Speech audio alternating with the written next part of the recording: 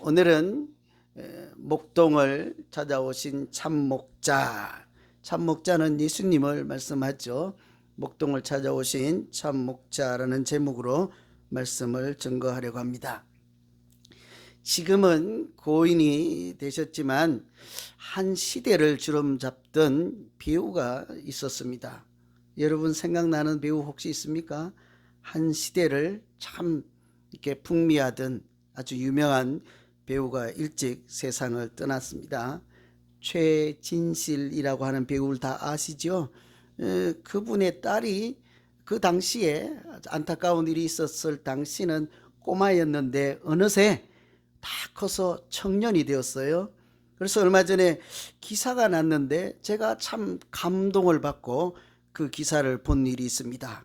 다른 일들은 다 매번 다른 청년들과 다를 바가 없는데 그 관련 기사 중에 한 구절이 제 가슴을 뭉클하게 하고 이 청년이 우리 같은 어른들보다도 낫구나 하는 생각을 하게 됐어요. 그 구절은 이렇습니다. 여러분 한번 잘 들어보세요. 수급 분류월. 뭔 소리예요? 수급 분류월 한문인데요. 수는 물수자, 급은 급할 급자예요. 물이 급하게 홍수처럼 내려갈지라도 분류, 흐르지 않는다. 달 그림자는. 여러분 시골에 사신 분들 다 기억나시죠? 시냇가에 물이 쏜살같이 내려가도 내가 쳐다보고 있는 맑은 겨울물에 달 그림자는 그 자리 계속 있잖아요. 수급 분류월. 주변의 여건에 흔들리지 않고 환경에 자기 삶의 형편에 흔들리지 아니하고 그 청년이 자기 본질을 지키는 사람으로 살고 싶다. 감동적이지 않습니까? 청년의 마음이잖아요. 참 대견하다, 기특하다 하는 생각을 하고 제가 그날 처음 본 이 문구를 외웠어요. 수급 분류월. 저도 그렇게 해보려고요. 수급. 참 멋있는 말이죠. 요즘 세상이 얼마나 살아남기 어려운 시대입니까? 악플이 난무하고 자기만 옳다 하는 사람들이 그냥 가득 찬 세상 아닙니까? 그러니 운전을 하다가도 누가 조금만 끼어들거나 앞에서 얼쩡거리거나 좀 자기 기분에 들지 않으면 차량 자기 앞길 막는다고 따라와서 욕을 하고. 여러분도 방송에 보셨죠? 잘 모르세요? 아주 비싼 이름도 이상한 람보르기니 그런 차. 그런데 그 사건을 두고 어떤 사람이 이렇게 논평을 했습니다. 차값은 한국 돈으로 3억인데 운전수의 인품은 3원짜리다. 참 잘한 것 같아요. 그렇죠? 평가를 조금 누가 앞에 왔다고 쫓아가가지고는 욕을 하고 삿대질하고 그러니까 3억짜리 차를 타면서도 3원짜리 인생을 살 수가 있는 거예요. 우리로 말하면 3달러예요. 30만 불 차를 타고 3달러짜리 인품을 가지고 사는 거 부끄럽지 않습니까? 오늘 시대가 그렇죠. 때를 지어 강도짓을 하고 온 세상이 절망 그 자체인 세상을 우리가 지금 살고 있죠. 사람들은 더 이상 성탄절이라 해서 관심을 두지 않습니다. 길거리에서 캐롤송이 사라진 지는 오래되었습니다. 제가 요즘 유심히 어느 집이 뭘 좀 꾸미고 성탄절을 기억하고 살까, 어떤 가게가 어떤 백화점이 캐롤송을 틀어놓고 그렇게 지낼까. 제가 여기 잘 알지는 못하지만 요 가까이 있는 큰 가게들 백화점 정도 규모 되는 그런 데 가보면요 캐롤송이 나오지 않아요. 속으로 참 슬픈 생각이 들었습니다.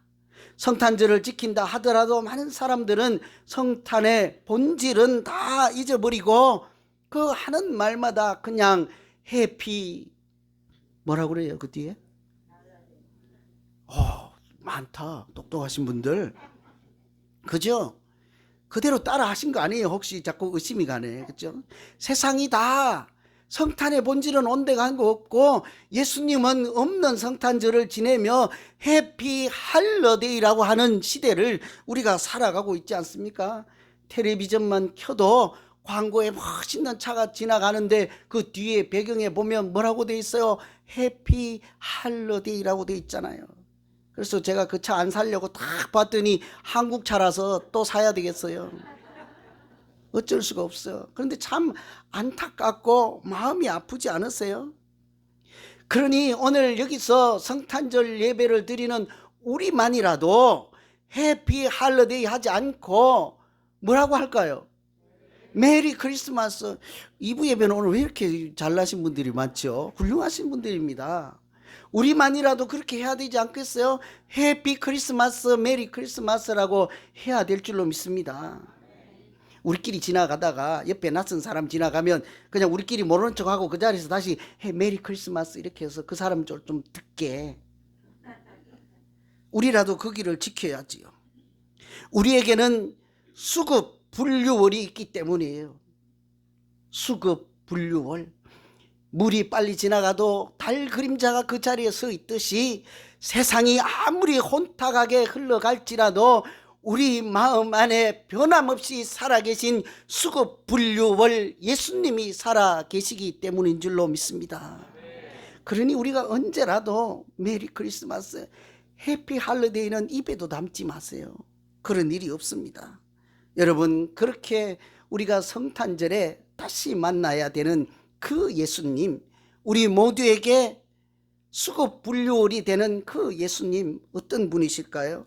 오늘 말씀을 참고해 보면 예수님은 우리를 위해서 이 땅에 오신 하나님의 아들이십니다.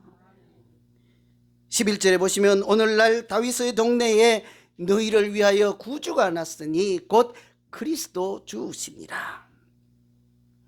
여러분 정신 차리고요, 잘 다시 들어보세요.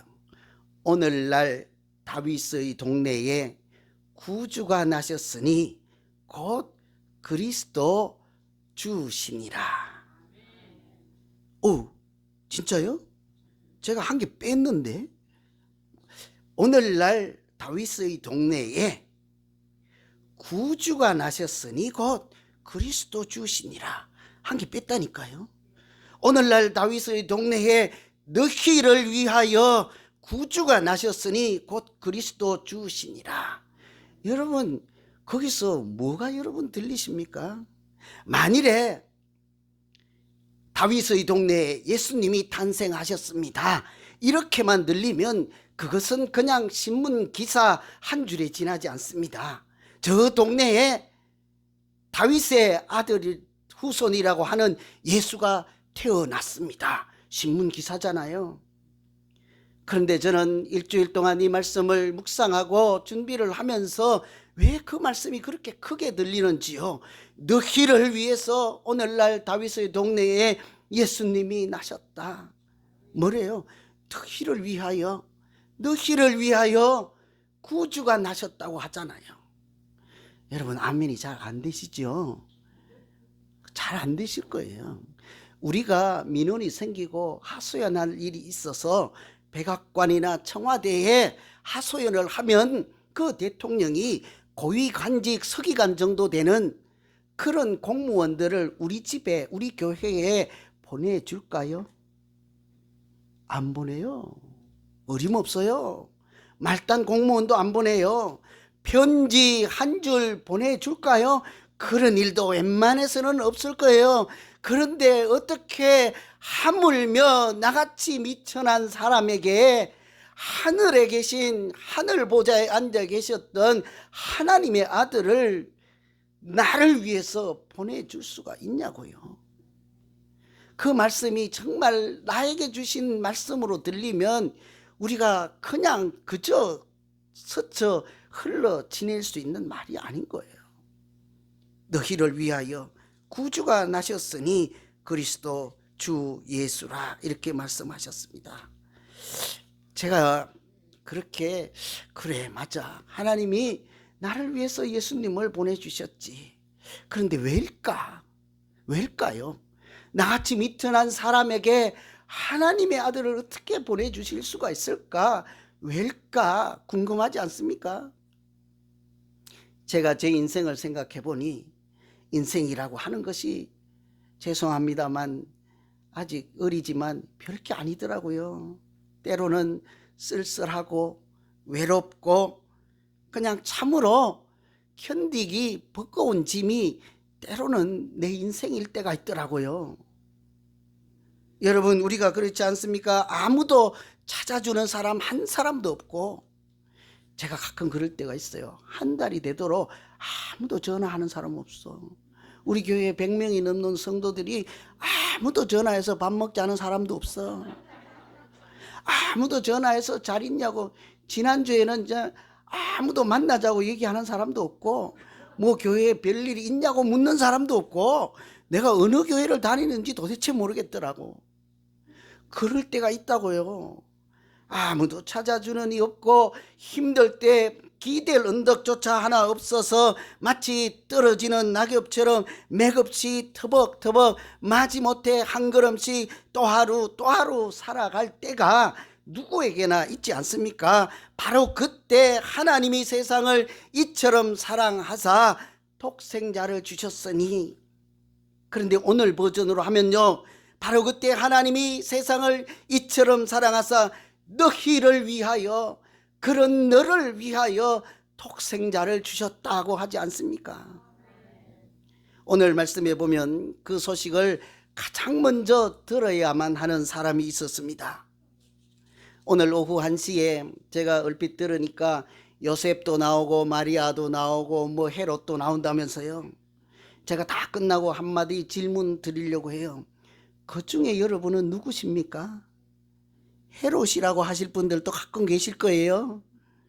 또 너무 오버해갖고 나는 예수님이라고 할 수도 있을지도 모르겠어요. 잘 생각해 보세요. 오늘 이 기쁜 소식을 너희를 위해서 구주를 보내주셨다고 하는데 그 너희가 누구냐고요. 오늘 본문에 그 사람이 나오는데요, 이 사람은 밤이슬을 맞으면서 밤에 사나운 짐승들과 때로는 사투를 해야 하고, 목동이었던 다윗처럼 물맷돌을 준비해서 항상 들짐승과 싸울 준비를 하고, 그렇게 뜬 눈으로 들판에서 날을 새며 양떼를 지켜야 하는 목자 아니겠어요? 목동들. 하나님은 그들에게 가장 급하게 가장 먼저 오늘날 다윗의 동네에 너희를 위하여 구주가 나셨도다, 그 소식을 전해 주어야만 했습니다. 왜 그러게요? 그 목동들은 사실은 당시에 사람 취급조차 받지 못했던 그런 사람들, 소외된 사람들이었습니다. 그들은 가난한 사람들이에요. 그냥 밥 먹는 거 치고 양 지키고 낮이나 밤이나 그렇게 쉴 새 없이, 주일날 우리처럼 이렇게 교회도 다닐 수가 없어서 율법에는 가장 싫어하는, 갖지 말라고 하는 직업이 목동이었어요. 안식일을 지킬 수 없어서 부정한 직업이라 그렇게 불렀습니다. 그 목동들은요, 신뢰할 수 없는 사람들이라고 해요. 믿을 수가 없는 사람들이라고요. 우리는 목동하면 그냥 예쁜 지팡이 하나 들고 초원에서 이렇게 가르치며 하얀 양떼들 몰고 다니는 아름다운 장면을 생각하잖아요. 목동은 그런 사람들이 아니라고요. 사람들이 인간 취급도 하지 않을 뿐더러 믿어주지도 않고 신뢰할 수도 없는 그런 사람들이래요. 하도 궁금해서 이해가 안 돼서 제가 어제 밤새 찾아보았어요. 그랬더니 그런 이야기가 있더라고요. 양떼들이 많은데 주인이 돌보라고 산에 보내줬잖아요. 그런데 공교롭게 산에 가서 새끼 한 마리를 낳았네요. 그런데 내가 친구에게 빚이 것이 있어서 새끼 안 낳았다고 그 양 한 마리 갖다 줘버리는 거예요. 주인이 몰라. 자기가 너무 배가 고파서 그냥 제정신이 아니니까 양 한 마리 잡아 먹었어요. 꿀떡 해버렸어요. 하도 양수가 많으니까 주인이 일일이 셀 수도 없고 모른다는 거예요. 그래서 탈무드에는요, 세리와 목동이 회개하는 일은 쉬운 일이 아니다 그래요. 여러분, 세리는요, 그 유대인들이 가장 싫어하는 사람, 세금 거두어서 다른 나라인 로마에 갖다 바치는 사람들이니까, 우리로 치면 일제시대에 우리가 평야에서 잘 수고해서 거둔 쌀 거두어서 다 일본에 갖다 주는 사람들 우리가 좋아할 리가 없지 않습니까? 그러니까 그 세리들을 가장 싫어했다고요. 그들과 견주어서 목동을 똑같은 사람 취급하여서 인간 취급하지 않아서 뭐라고 하는 거 하니, 탈무드에 그 세리와 목동이 회개하는 것은 쉬운 일이 아니다, 불가능하다는 거죠.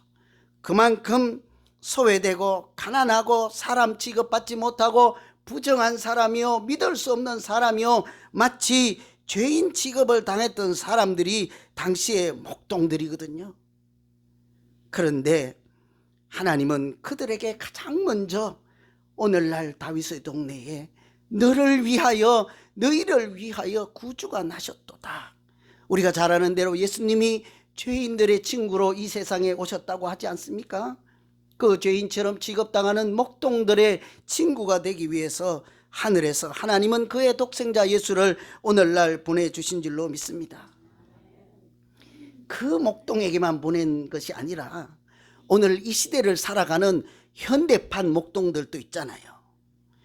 우리가 다 양을 키우지는 않지만 우리 중에 목동들, 어떤 분들이 목동 같은 분들일까요? 제가 어젯밤에 곰곰이 생각해 보니까 어떤 분이 생각나서, 맞아, 그분은 목동 같은 인생이지.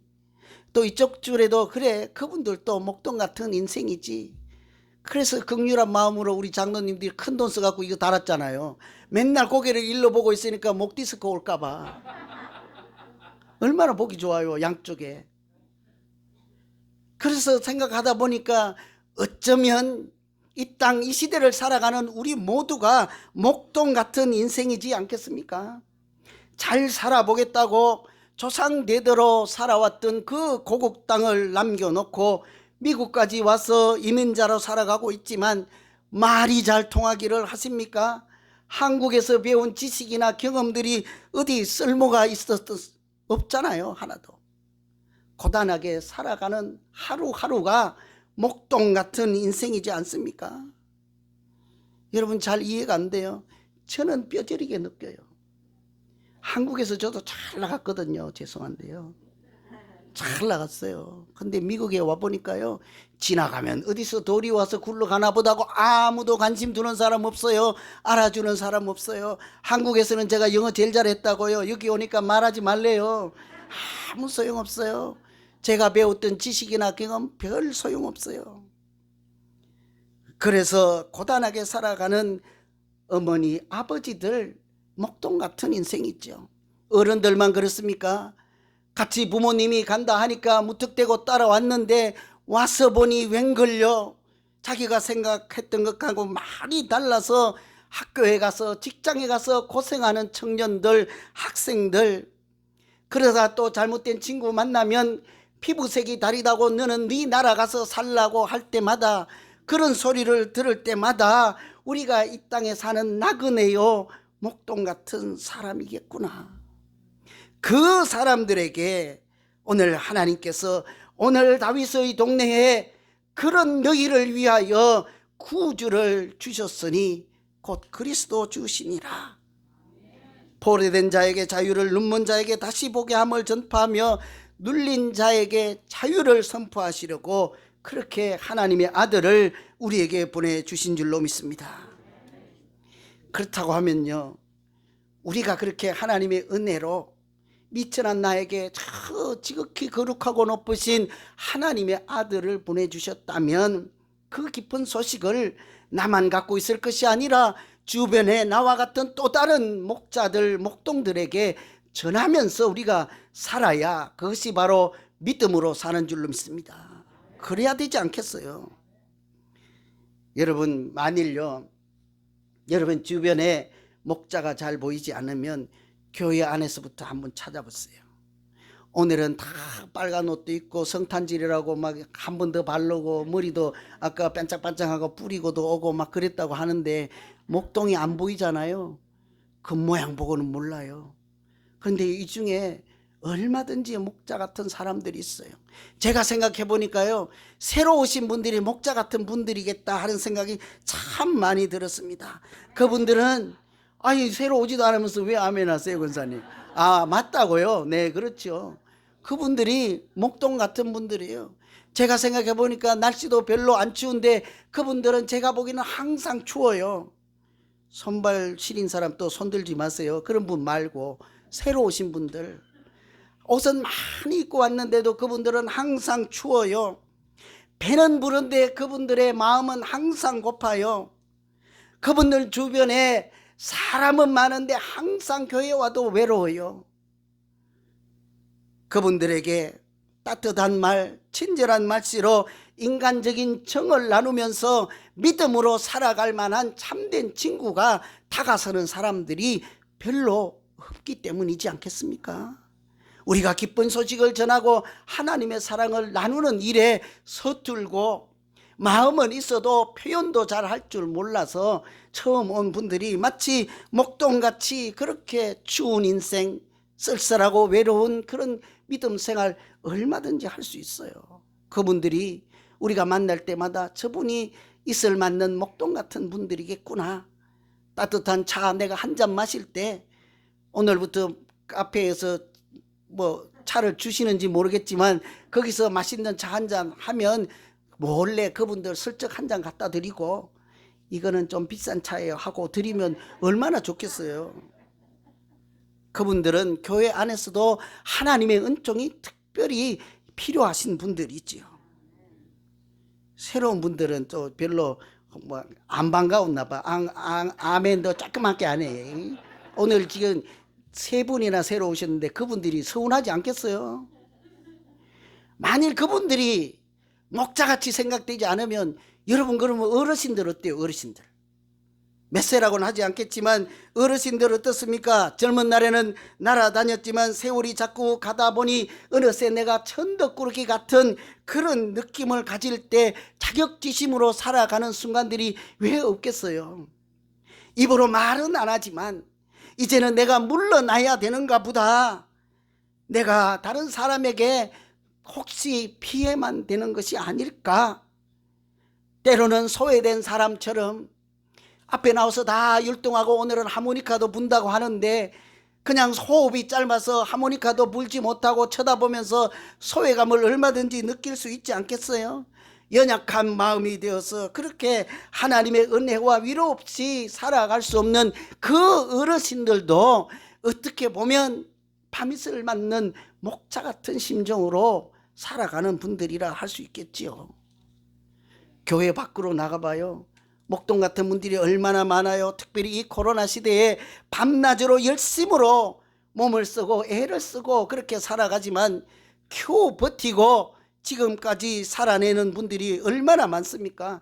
가정을 꾸려나가기 위해 2잡, 3잡 그렇게 뛰면서 열심으로 애를 쓰지만 건강은 여의치 않고 마음대로 되지도 않고 아침에 아침 이슬 맞으면서 나갔다가 밤하늘 별 보며 그때 처음으로 허리를 펴며 집으로 돌아가는 그분들 목동 같은 분들이지 않겠어요? 그분들을 위해서 하나님은 이렇게 말씀하십니다. 오늘날 다윗의 동네에 그분들을 위하여 너희를 위하여 구주가 나셨다고 합니다. 그 예수님이 수급 분류월 같은 달이 되고 우리 모두에게 기쁜 소식이 되어서 우리 모두에게 소망이 되는 성탄절 되기를 간절히 기원합니다. 두 번째, 예수님은 평화를 주시는 평강의 왕이십니다. 오늘 말씀해 보면 지극히 높은 곳에서는 하나님께 영광이요 땅에서는 하나님께서 기뻐하시는 사람들 중에 평화로다 그러잖아요. 예수님 하면요, 여러분 무엇을 먼저 기억나십니까? 혹시 평화라고 생각하시는 분들 계세요? 예수님 하면 평화, 그렇지, 예수님 하면 평화, 그런 생각이 우리 잘 안 든다고요. 우리 잘 안 들어요. 그런데 성탄절에 오신 예수님은, 예수님의 관심은요 처음부터 끝까지 평화 그 자체였어요. 오늘 성탄절에 성경이, 하나님 말씀이 우리에게 말씀하시기를 뭐래요? 하나님은 둘째치고, 그죠? 하늘에는, 지극히 높은 곳에는 하나님께 영광이요, 그러니까 하나님 거니까 그냥 내두고 라도 땅에서는 하나님이 기뻐하시는 사람들 중에 평화로다 그러잖아요. 그렇게 예수님이 오실 때 우리에게 전해주는 예수님 탄생 메시지는 이 땅에 평화로다. 하나님이 기뻐하시는 사람들, 여러분처럼 성탄절 예배를 드리고 예수 믿는 사람들에게 하나님의 관심은 평화를 주는 것입니다. 태어날 때만 그런 것이 아니에요. 예수님이 공생의 사역을 다 마치시고 십자가를 지시기 위해서 이제 예루살렘으로 가시잖아요. 갈릴리에서 사시다가 사역을 하다가 이제 예루살렘으로 올라가실 때, 입성하실 때 사람들이 뭐라고 합니까? 주의 이름으로 오시는 왕이시여 하늘에는 평화여 가장 높은 곳에서는 영광이로다. 사역을 마치는 그 순간에도요, 예수님이 인생이 이제 종지부를 찍는 그 순간에도 지극히 높은 곳에 하늘에는 평화라고 했죠. 태어날 때도 평화요, 사역을 마치고 돌아가실 십자가에 달리실 그때도 평화라고 했으니 평화로다 평화로다. 이처럼 예수님 처음과 끝은 평화의 왕이요 평강의 왕으로 우리에게 오신 줄로 믿습니다. 그런데 그 진정한 평화는요, 하나님만 주실 수 있기 때문에 이런 말씀을 하는 거예요. 예수님이 주시는 평화는 세상이 주는 평화하고 다르지요. 다 아시는 대로 예수님이 탄생하실 시대는요, 로마 제국이 온 세상을 다스리던 때예요. 그때도 평화는 있었습니다. 온 세상을 오늘날 미국처럼 강대국으로 다스리는, 자기 손으로 이렇게 다 통치하는 로마가 그들도 평화를 자랑했지요. 그래서 팍스 로마나라고 불렀습니다. 그때 팍스가 평화라는 말이에요. 로마가 주는 평화. 우리가 이제 이 나라가 로마 시민이 되면 우리가 당신들의 평화를 지켜주고 우리가 당신들을 잘 살도록 해주겠습니다 하는 것이 로마의 평화예요.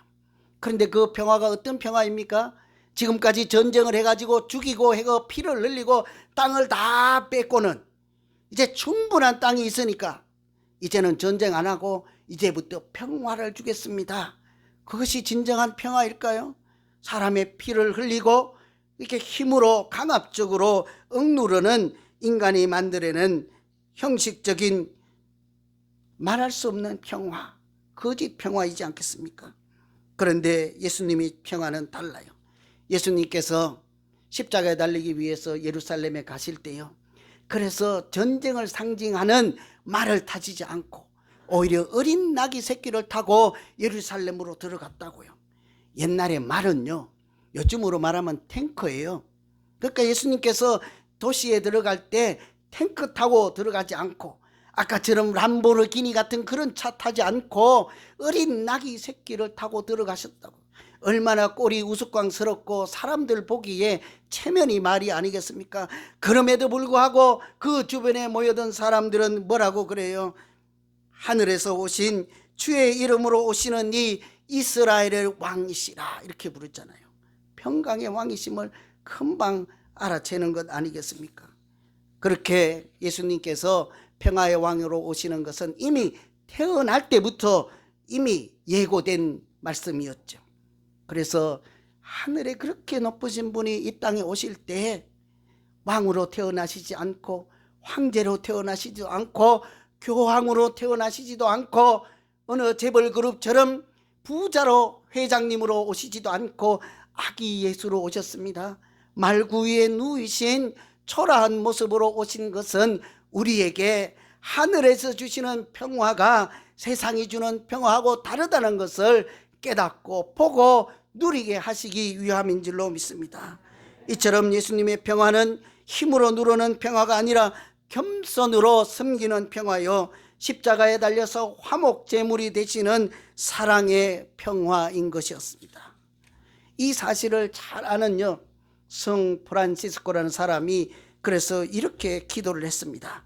내가 사랑하는, 사랑받는 만큼 사랑할 수 있기를, 내가 용서받는 만큼 용서할 수 있기를, 미움이 있는 곳에 사랑을, 절망이 있는 곳에 희망을, 어두움의 빛을, 그 속에 신앙을, 슬픔이 있는 곳에 기쁨을 가져오는 내가 되게 하소서. 그리고 그 뒤에 중간에 다 생략하고요, 나를 당신의 도구로 써 주소서, 평화의 도구로 써 주시옵소서. 하나님의 은혜, 하나님의 평강을 가지고 있는 사람, 아는 사람이 할 수 있는 기도이지 않겠습니까? 제가 한 사람 소개하고 마칠게요. 두 사람이 아주 절친한 친구였어요. 오랜 친구였는데 무슨 일이 일어났는지 하루아침에 왼수가 되었습니다. 이거 혹시 또 이건 나의 얘기인데 우리 집 얘기인데 이러신 분들 있죠. 웃는 분들은 다 들통난 거예요. 그렇게 잘 지내다가 교회에서 어디 다녀요? 그러면 예수 사랑 비전교회. 당신은 어디 다녀요? 예수 사랑 비전교회. 이튿날 가고 어디 다녀요? 몰라요. 얼마든지 이것이 우정이에요. 우리는 친구가 최고라고 그랬잖아요. 저도 한때는 제가 막노동하던 시절이 있었어요. 예? 인생을 배우려고 열심히 돈 벌어갖고 우리 어머니 이렇게 고기라도 한 점 사드렸으면 얼마나, 지금도 후회하지 않을 텐데 친구들하고 술 다 먹고. 그때는 친구가 최고인 줄 알았는데 우정은 아무 소용없어요. 물거품, 아까 수급 빨리 지나가는 아무 흔적도 남지 않는 소용없는 그런 것이죠.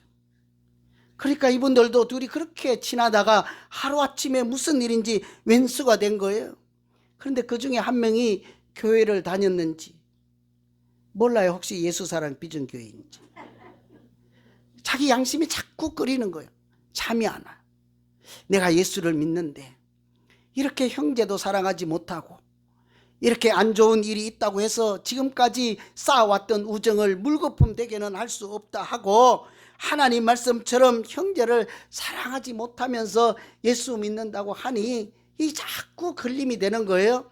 그래서 자존심이 상하지만 친구에게 편지를 썼습니다. 한 통 쓰고 두 통 쓰고 세 통 보내고 네 통 보내고 5통을 보내도 이런 방구가 없는 거예요. 우리는 그 정도 하면 됐다, 내 할 일 다 했다 하고 포기할 만한데, 이분은요 그래도 잠이 오지 않아서 요즘처럼 이런 추운 겨울날 눈이 내리는 그 야심한 밤중에 멀리 사는 그 친구 집에 걸어서 밤중에 찾아갔어요. 그 집에 가서 문을 두드렸는데 안에 있던 다른 친구가 빼꼼히 내다보니까 머리에 그냥 그 흰 눈을 덮어 쓰고 오돌오돌 떨고 밖에 서 있는 거예요. 제가 그래서 이 기사를 본 거예요. 근데 여기까지는 기사대로 한 거고, 제가 질문이 생기더라고요. 여러분이 안에서 문 열어주신 그 친구라면 어떻게 하실래요? 써놓은 대로 읽어볼까요? 그냥 가라만, 그냥 문 닫아 버릴까? 문 닫으시고 가라고 할까요? 내일 모레 한 3일 지나서 내 마음이 풀리면 주막에서 보자 할까요? 그 친구는 그날 눈 쌓인 친구를 보며 그냥 우정을 생각해서 들어오라고 했습니다.